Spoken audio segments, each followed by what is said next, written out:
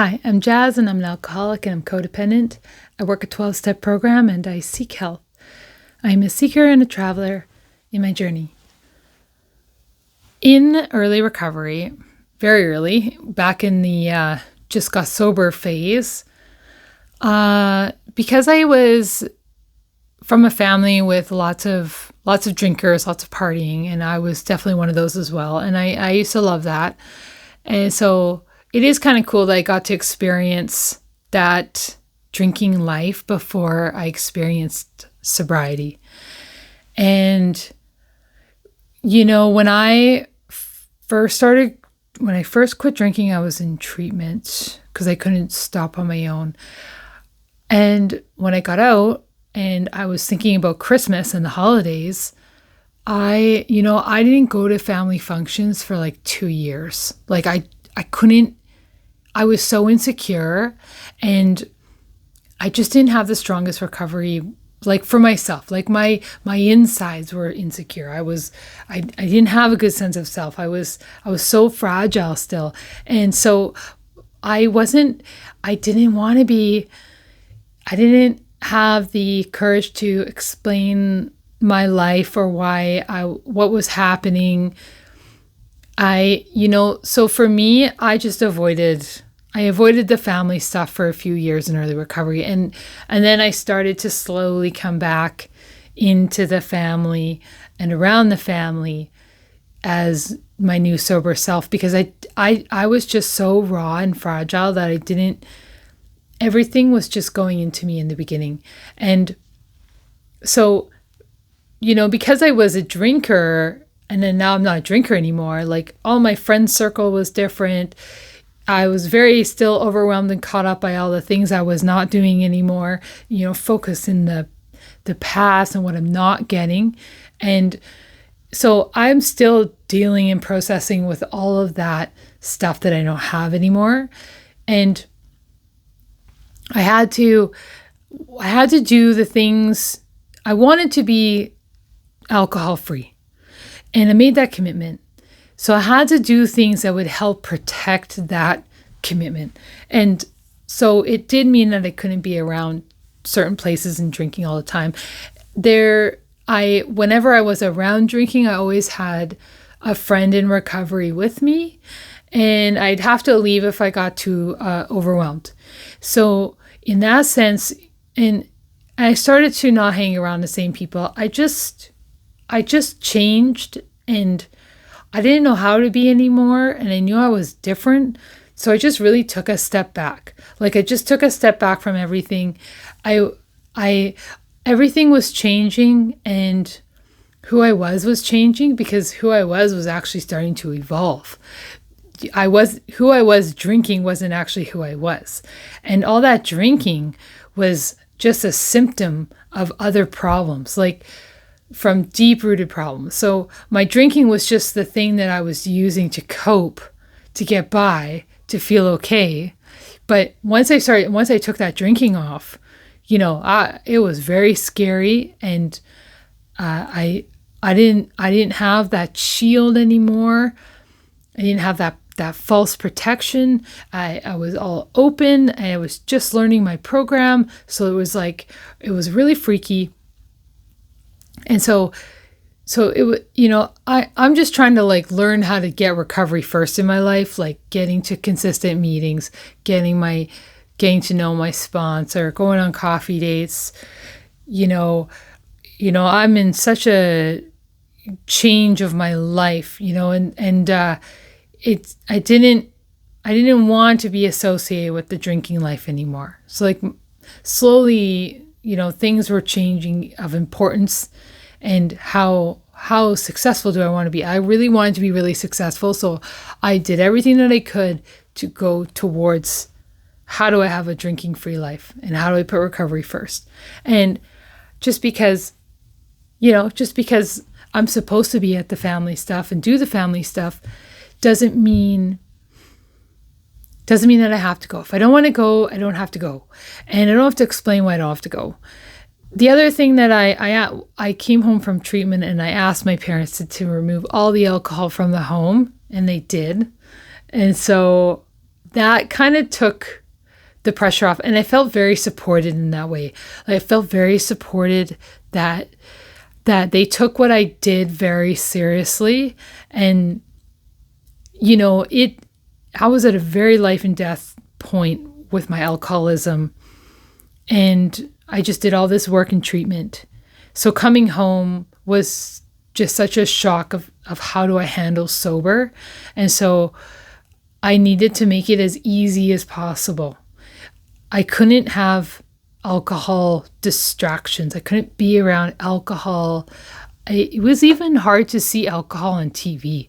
Like, because it's so glamorized everywhere we go and everywhere I go, and it makes me, it's like I can taste it. It's like, it's tempting. And I know what that demon is like. And I know that if I ever drink again, I'm going to go back to the same day that I left off. And so I knew, I'm like, that's a pretty tippy time for I don't want to roll that dice on that. Especially even, being like sober for a few months can be risky because I'm not at that same drinking tolerance anymore. I was at a sober tolerance. So anyways, I took a break from a lot of stuff, took a break from friends, took a break from the family, even certain shows I started changing and, figuring out how to fill that void of alcohol that filled everything. Alcohol was everything at that time, just before I got sober. And it was all I could, at the end there, was all I could think about. I was just trying to manage to get more. I was obsessed. And that was just that's what happens when it gets that far. And for me, that's the way it was. But lots of, the other thing that I did to help myself stay sober in the beginning was getting really involved in all of the activities of AA and going to the dances and they have lots of stuff. So I always made sure I got to my 1 month chip day. It was really exciting to look forward to. And I always went to my meetings and stayed connected. But really celebrating recovery and being around other recovering people helped me stay strong to be staying sober. I needed the people. I needed people that were doing what I was doing to be around and to understand me. And that was great support. And doing it on my own would have led, whenever I was getting frustrated or upset or sad and I was alone, I'd get on the phone and I would talk to a recovery person, really listening to that discomfort and then why is that discomfort happening? And then saving myself, getting help, talking to someone. I did all those things that they say to do in recovery. And I really do think that that's a lot of the reason why I'm still sober today. And now I'm just into an even more sober part of my journey, diving deeper into the roots and the emotional sobriety part. And the more that I fix and heal, the freer that I get. And the more that I look at and the more that I listen to, the more that I am aware of and the more that I can heal and fix, which just leads to more freedom and peace. So I would stay close to the winners in recovery because not everybody does recovery the same, but there is someone there, AA is a place, it's like the front lines, people are just coming in there. It's not the safest place sometimes. Just because someone is sober doesn't mean that they're super healthy or they're super safe. I had to be careful who I was hanging around with. And yeah, so my conception of that at the beginning was I thought everybody was safe and great. And that was a bit wishful thinking and a bit naive, but having my guard up a bit and just it's a place for sick people trying to get better. There's going to be sick folks there. And so to keep that in mind helps me to stay compassionate but to help me to stay, protective of myself. And so, sticking with the winners, the people that are showing up consistently, and the people that are doing what they say, was big, because there's a lot of people that go in those rooms and then there's someone different outside of the rooms. And I kind of learned that one the hard way. And I think that's a bit naive thinking, but not everybody is what they say they are. And so I'm a bit more precautious now with like really seeing how things play out, seeing how people show up, and what are they doing consistently, because that says a lot. So being around like the other really healthy people in the rooms, and I found that really helped me. I always looked up to that and appreciated that. And the more I go to those rooms, I get the fruit. I get the messages. I don't have to agree with everything or like everything. I don't have to resonate with everything. But I've never left a room not getting anything. So I've always gotten something from someone in a room, like some kind of message or thing that I needed to hear from my higher power, and going back, and it's I'm so grateful, because I just don't really care for my life before AA and before I started. It just doesn't compare. Like, I think it would have sucked a lot more if I just would have been halfway. And so I am glad I got to a bottom and got to know the 12-step program stuff. And it's just led me to so many more beautiful places, and learning that addiction is not just alcohol and drugs. Like, I can be addicted to people, places, and things. Like right now, I'm trying not to be addicted to my last partner. I'm trying to detach. Like, addiction is so deep, like needing something and more, and from there, and constantly, like, I'm trying to untangle all those little things.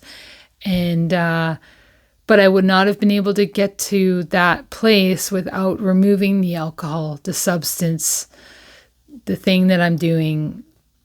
That has to get removed. That good, that bad has to be removed for that good to come in. And getting clear, like, by physically becoming sober is also physiologically an entire body shift of my whole brain. Chemicals are also changing and healing. Like, when I first came in, I could barely speak without a hesitation or a gulp in my throat. I don't know why, but I would get this thing happen. And, I could barely read. I could barely write. Like, I was so physically depleted and emotionally depleted. Like, talk about bankrupt in every single way, even financially, like no minus money. And so thankfully that was my bottom that I got to live through. And so, but I never would want a life with alcohol again anyways. That has been removed from the work that I've put into this. Not everybody does the work, but I was like, well, if I'm going to give up this and do all this change and work, then I'm going to do it right, because I don't want to be wasting any more time. And so that was the way that I chose to do my recovery. But to set up as many things as possible for me to be successful, like different shows, different people, more quiet time, whatever it took. The only thing I had to do was not drink for that first year. Like, that's kind of what my treatment center told me, is like, just focus on not drinking. Like, don't worry about doing all 12 steps right now. Like, don't worry about quitting smoking right now.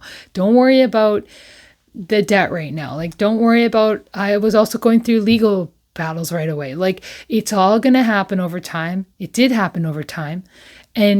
But I didn't want to let that time part happen, because I'm so addictive. I have that addictive personality. It's all right now.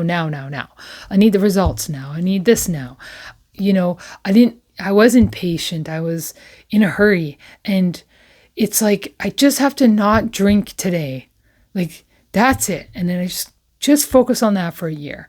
And so I think that what I've seen often is because of all of the shame from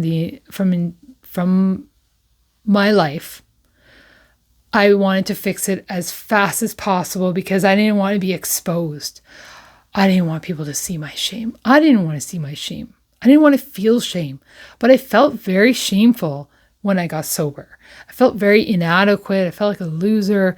I felt like, what are people going to think? What are they going to say? Like, I had no tools yet. I didn't have strong recovery. I had early recovery. I had fresh off the boat recovery. I'm just figuring this out now. And it takes time and consistency to get strong.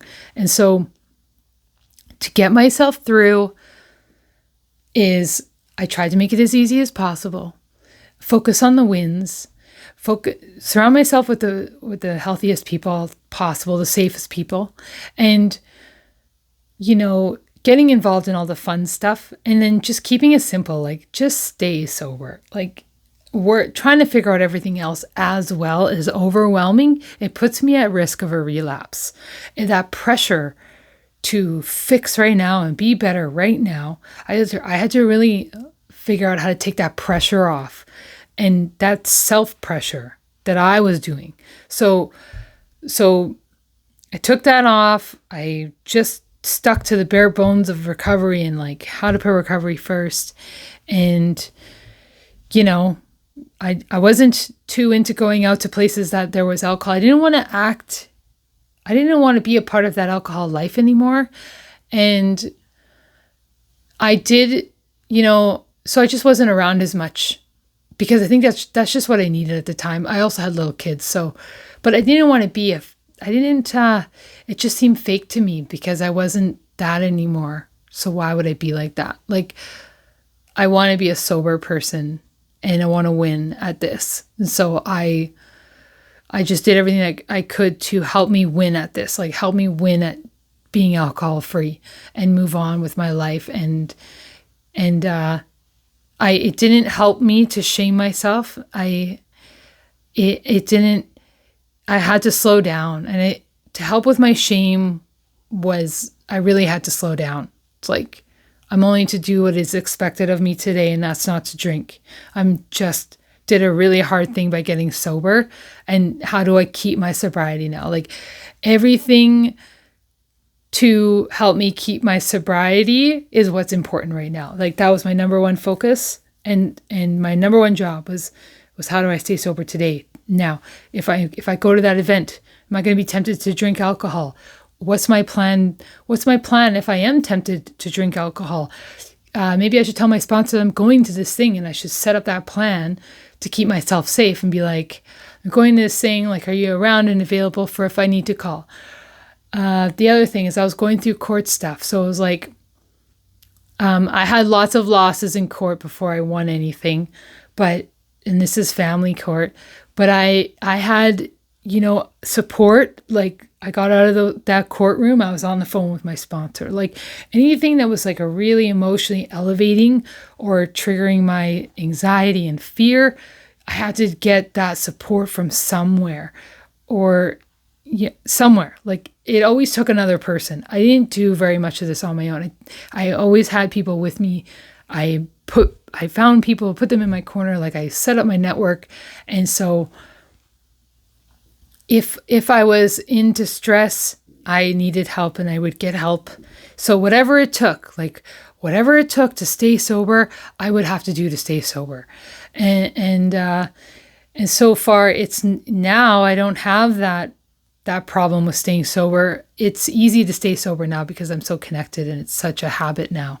It's who I am. I'm just a sober person now. And so it's all of that, those hard feelings and anxiety, it isn't my life today, but it was at a time. At a time, it was really hard to refrain from alcohol. It was really hard to not be going to functions and feel uncool and what are people going to think, but I had to just do it. I had to just not go, and start to be like, they're going to think what they're going to think, but I can't go because I can't risk my recovery because I want to be sober. I didn't want to risk my recovery, so I didn't do anything that would risk my recovery. Actually, that's not fair. I got in a relationship, but I almost think that was another coping thing for me to get through at the time.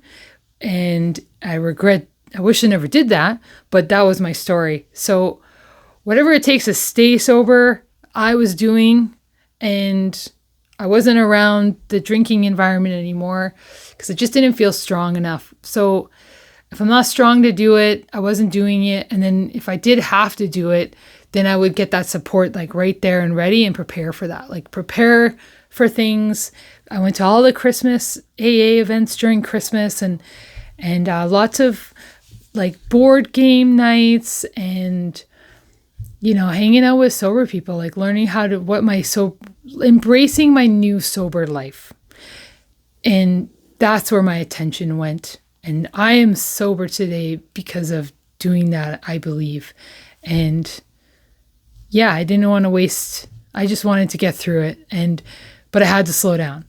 So, but yeah, that's how I remained sober. But the first year, it was like, just do the first thing, and there was lots of other things I had to get rid of in that first year, but I started with the alcohol and then slowly just picked away at all the other stuff that I was still taking. I was still on like medications and for this and that. And I, over the years, weaned off of everything and then, really got into those later years, like the last 3-4 years, really been into the whole behavioral stuff. And so it's way worth it to be sober today. I would not give it up for anything. So hope that helps a newbie. So thanks.